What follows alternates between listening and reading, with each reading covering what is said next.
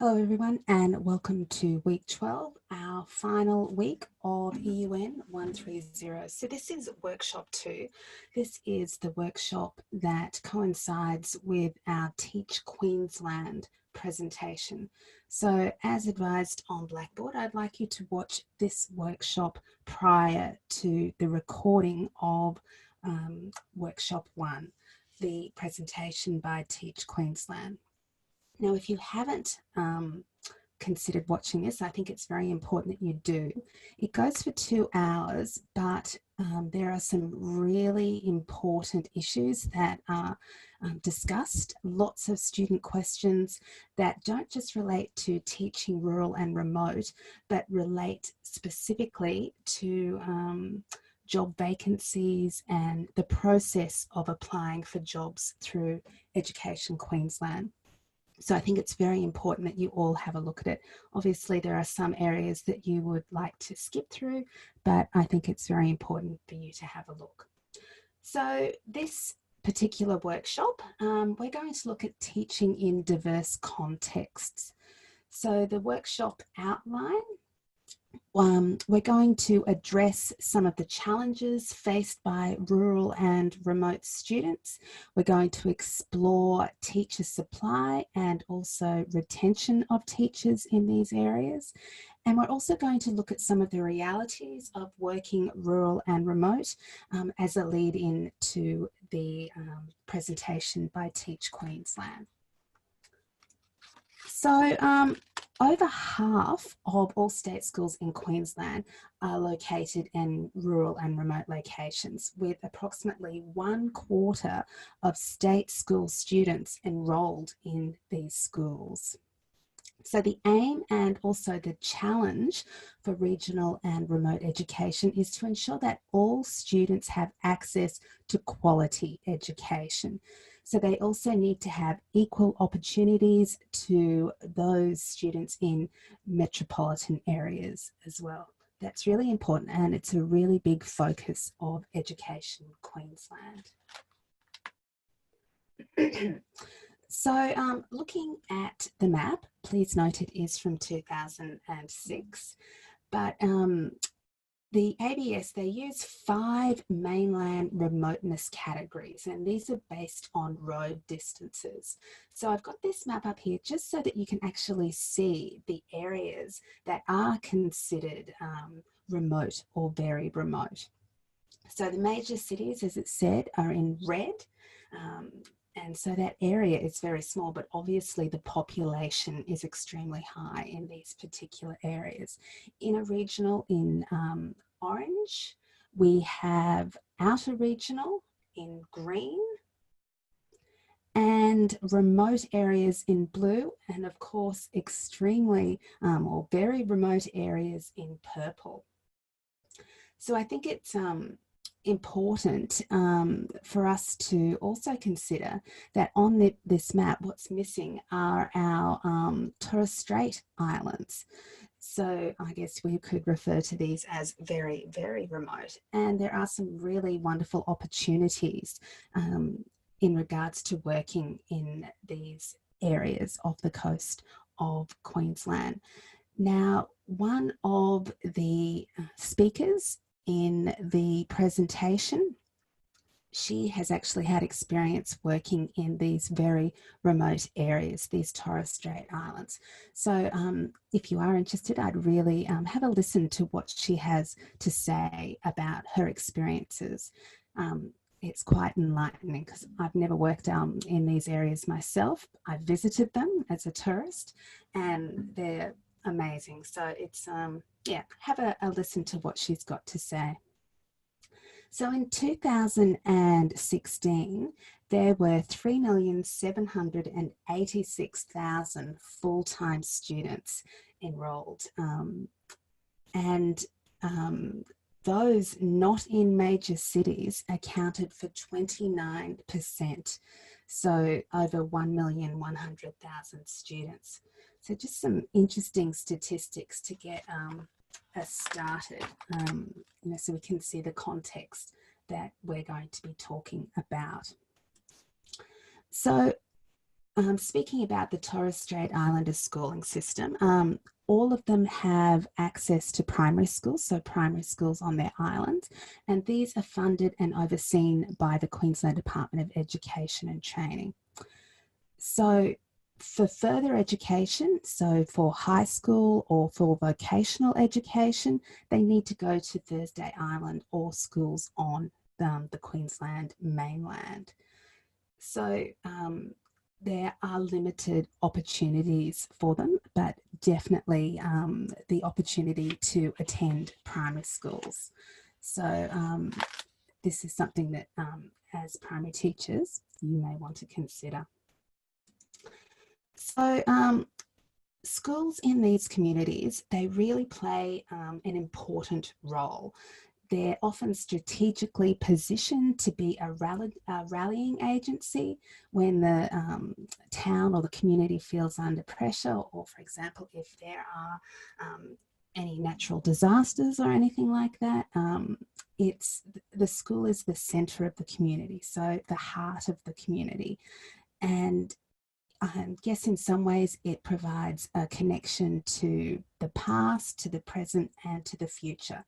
Because as you would imagine, a lot of these rural and remote communities are in a state of constant change, and that would depend on the industry, tourism in the area, job opportunities. So they really do change a lot more than I guess what we see in our more metropolitan cities. So this is a really big influence on this particular context. So another thing to remember is that the schools often provide a social context, but also an economic one as well. So they provide a number of jobs, and they also develop the skill base of present and future workers in the community as well. So, I guess part of the role is to help to ensure the economic viability of the community. So socially, the school can keep the community united, providing expertise in sporting and social arrangements and organisations as well. So I think we discussed last week that your involvement and also your understanding in these organisations within the community and how the school is involved with these organisations, it's really vital for you to have a very good understanding of this if you do intend on working in these locations. So we've just got an example on the slide of Dundas State School, so in the Barcoo region, so in far west Queensland. Just a little image there. So it's important that we have enthusiastic quality teachers in these areas, and this is important to encourage our students to complete Year 12. So as the statistics on the slide highlight, there is a much lower completion of Year 12 in these rural and remote communities than in the metropolitan areas. So only 43% for rural and remote, and that's pretty significant. So the same also applies for higher education, so 17.8% for rural and remote compared to around 42% for major cities. And again, it's a decreasing trend as well, so something that we need to consider, and an even more of a reason to invest in the education of those students. So interestingly though, vocational rates are comparable with the more major cities. So that being an important pathway for regional and remote students. Though very remote participation is still quite low, nearly 1/3 of remote and outer regional students undertake an apprenticeship or a traineeship, and this is really significant. But of course, they need that background in, good quality preparation in primary and secondary school as well, and also that the identity as a learner to continue on. This is a very important aspect of school culture. So that message that they pick up directly and indirectly about their worth and their ability as a learner, and I guess as an ongoing learner as well. And it's very important that this, the feeling that they and the identity that they get as a learner is something that is entrenched in the school community and also the local community as well. So how do they actually value the importance of education in their community, in their context?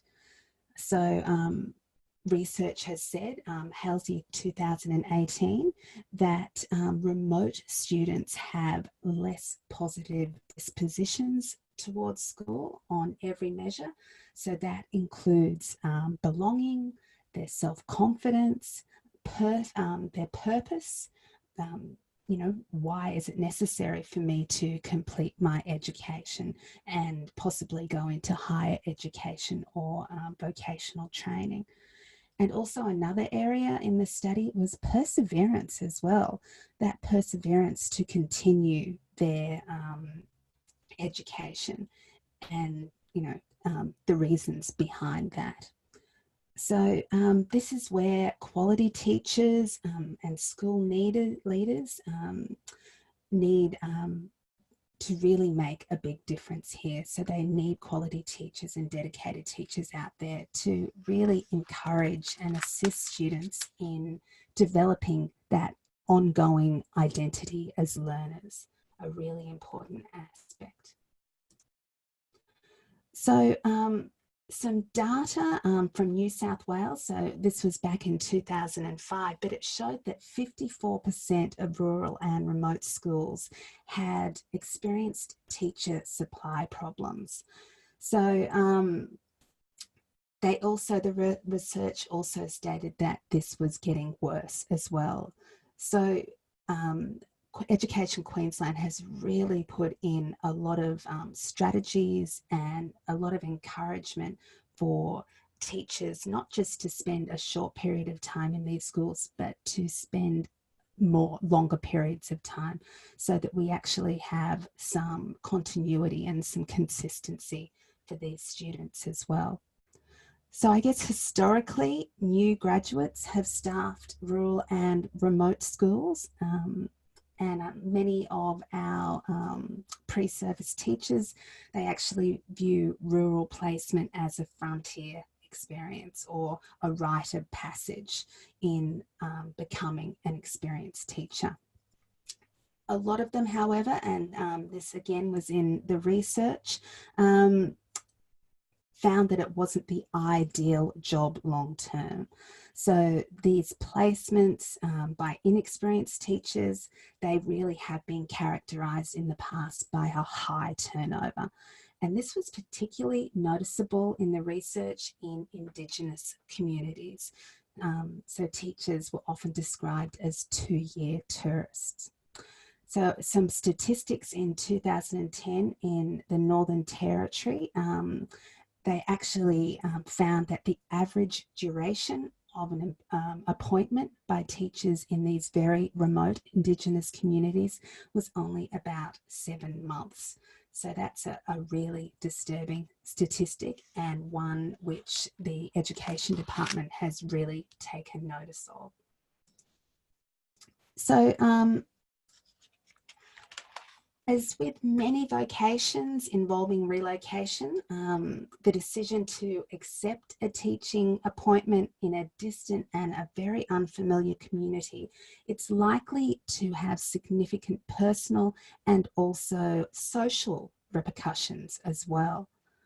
In Sharplin's research in 2002, in the paper, she noted that pre-service teachers that she interviewed only had a very vague expectation about what teaching and living in a rural community would involve. And these were actually based on what they'd seen on TV and heard from friends, so very far from reality.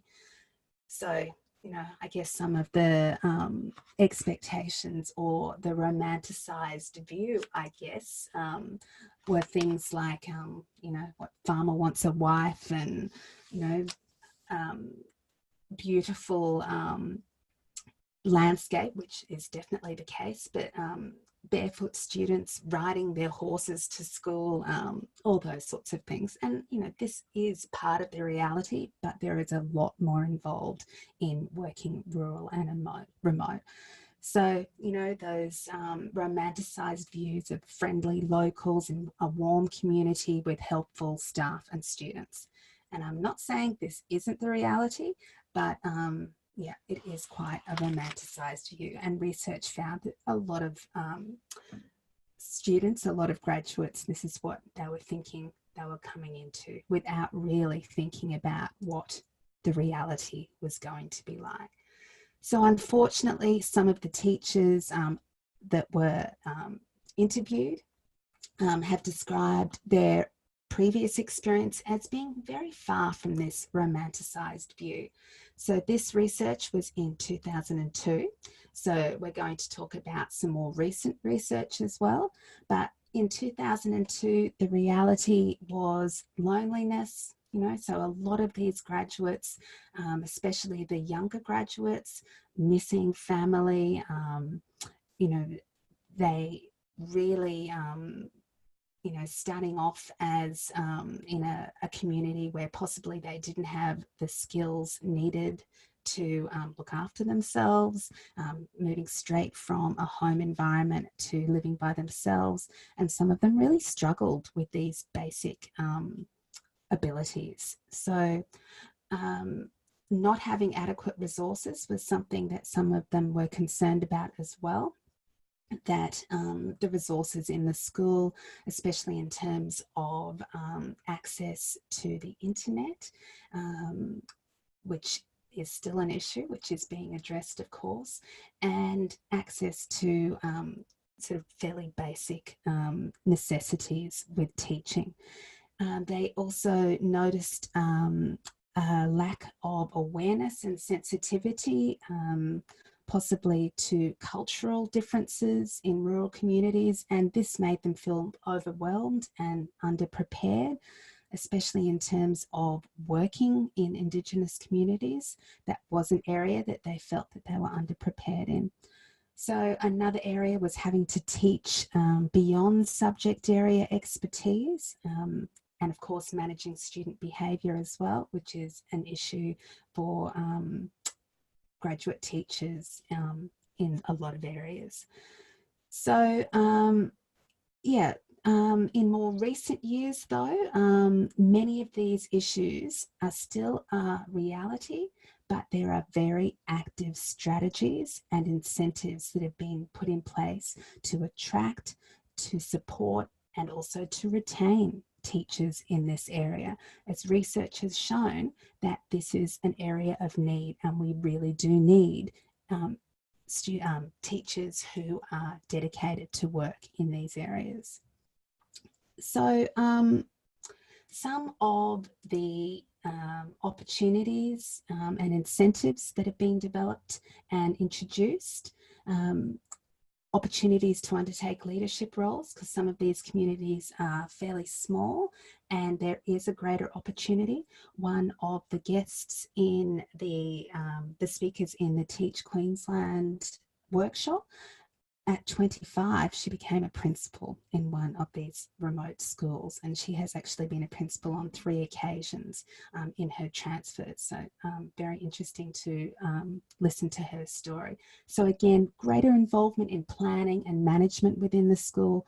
This is a really big one. So again, smaller schools, smaller communities, there are a lot more opportunities. And if you are community minded, you do get that opportunity to be an active and valued member of the community, so beyond the school environment as well. An area that has really been addressed is access to induction. We now have mandatory induction in all Queensland schools, and there as I've talked about before, the Mentoring Beginning Teacher program, which is mentioned in the Teach Queensland workshop as well. So even in rural and remote, very, very remote communities, the mentors that we have been training are also trained to do online mentoring as well. So this is really important, and they really do try to match the beginning teacher with a mentor who has had experience in rural and remote as well.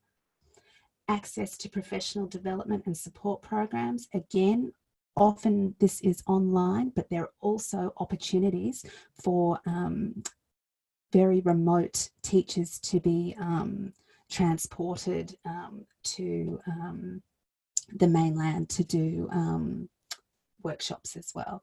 So the Mentoring Beginning Teacher workshop that I do in Cairns, we had students that had a helicopter that choppered them in to the mainland to attend the workshop. So there are lots of incentives, and there is a lot of funding that's being put into this as well. Access to professional development support programs, extended emergent leave provisions. And again, this is something that they talk about in the presentation as well. So lots of opportunities to come and visit family and friends in Brisbane, if that's where you're from, and financial provision for that as well. So access to very significant benefits and locality allowances. So this would be for housing, but also for transfer and relocation assistance. So very much make sure that you are not out of pocket in any way in terms of that transfer and relocation. But departmental housing in those rural and remote, most of them, there are either housing places available, and we even discussed last night in the workshop that they even provide for pets as well. So if you do have a dog, and that was a question that a lot of students asked in our primary workshop, I have a dog. Can I take my dog with me? And the answer was yes. You can be provided with a house with adequate fencing, and so again, you can have a look at the recording, and it goes into a lot of detail, and we had lots and lots of questions for students. So I really do encourage you to have a look at the recording. It was a lot of information also, not just about rural and remote, but about to register for the Queensland College of Teachers, and also to register for teaching positions as well. So to put yourself out there, and now is the time to be actually thinking about that and doing it. So they had the links and the processes to what you had to do and who you had to talk to.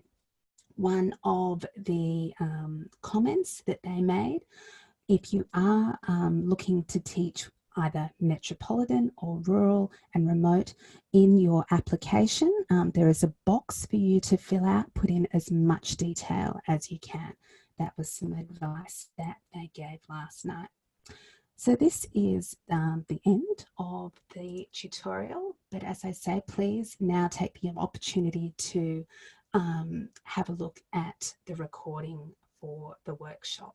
So I just want to thank everyone for a wonderful semester. It's been lovely supporting you through your professional experience and the completion of your vodcast. The grades are going to be out very soon, and I think we're almost finishing grading, and at this point we have had no fails, so it's looking very, very good. So thank you very much, and I wish you all the best in your future endeavours as a teacher. Thank you.